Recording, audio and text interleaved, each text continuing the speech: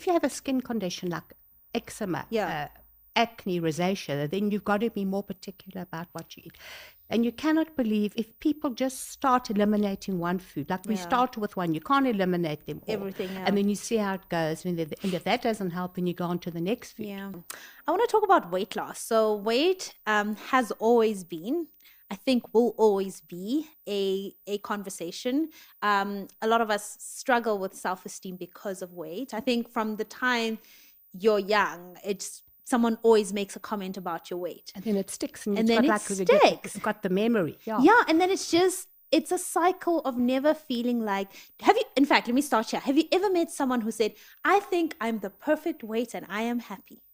You get some people who are very self-assured and got a high self-esteem. And even though I may think they need to lower their BMI, they're happy with that. But most people want to lose a pound or two because it's the food we eat. We just pack on the kilos. Too much food, too little exercise, recipe for being overweight.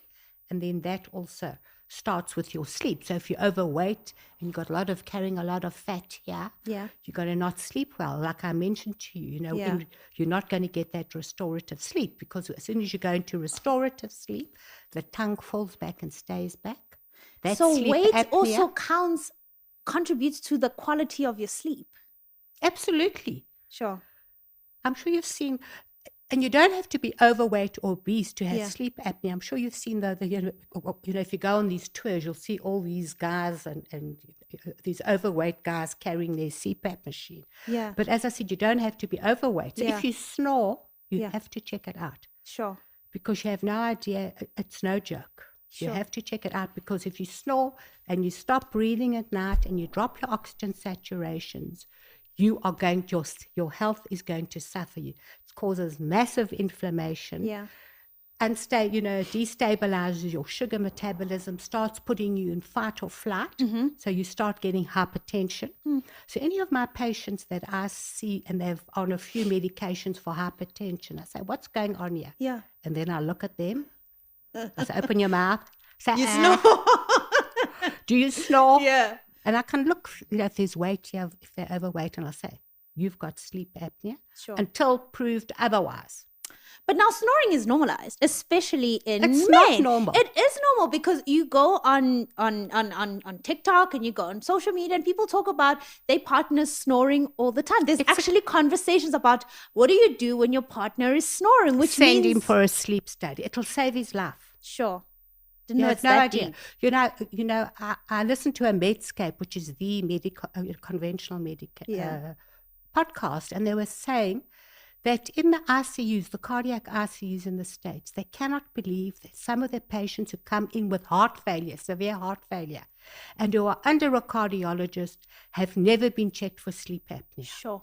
And that's on Medscape. You can go check it out. Sure. So it is the foundation of health. I'm a real advocate of... Check that. Because I have it myself. Yeah. I had to diagnose myself. Sure. And I know how it affected my health. The MCAS was part of that because you're dropping your oxygen saturation, so it's affecting everything. What about kids snoring? And not snoring like, but just like, oh, okay, this baby is resting. Yeah, that means that there's an obstruction in the airway. And very often you'll find that ADD kids, that's the only way that they can, keep going is that they have to be ADD because they've got such low energy. So even in kids, snoring is alarming. Absolutely. Wow. It's funny that you said this because I saw a baby snoring the other day. I'm like, oh, what a well-rested baby. That's what I No, but snoring means there's an obstruction somewhere. So just go check it out. And you have to go to an ENT who understands sleep apnea and heart. And there's another condition called upper airways. Yeah. So I say the long, tall women who've grown north-south and who've got these long necks, they don't sleep well at night. Sure. They've got upper airways.